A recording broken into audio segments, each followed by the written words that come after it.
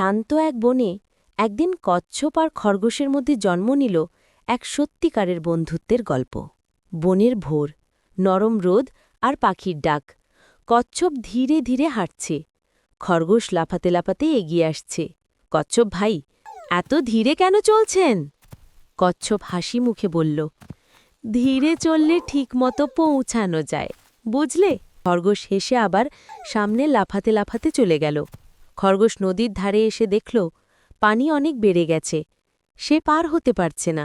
খরগোশ চিন্তিত, আজ তো নদীর পানি খুব বেশি, এখন কি করব? ঠিক তখনই কচ্ছপ এসে হাজির হল।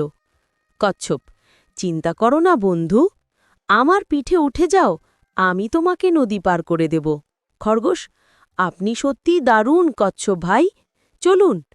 কচ্ছপ খরগোশকে পিঠে তুলে নিরাপদে নদী পার করে দিল। কয়েকদিন পরে বনে ঝড় বাতাস। কচ্ছপ খাবার খুঁজতে গিয়ে একটি গভীর গর্তে পড়ে গেল। বাঁচাও, কেউ আছো? আমাকে সাহায্য করো।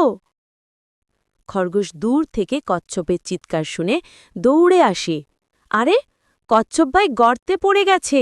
খরগোশ একটা লম্বা লতা এনে গর্ত কেলে দিল। কচ্ছপ ভাই, লতাটা ধরুন, আমি টেনে তুলছি। খরগোশ জোরে টেনে কচ্ছপকে ওপরে তুলে নিল। ধন্যবাদ বন্ধু, যেদিন তোমাকে নদী পার করেছিলাম, আজ তুমি আমার জীবন বাঁচালে। বন্ধু মানে শুধু নেওয়া নয়, সময় হলে ফিরিয়ে দেওয়াও। হ্যাঁ বন্ধু, একে অপরকে সাহায্য করলে বনটা আরও সুন্দর হয়ে ওঠে।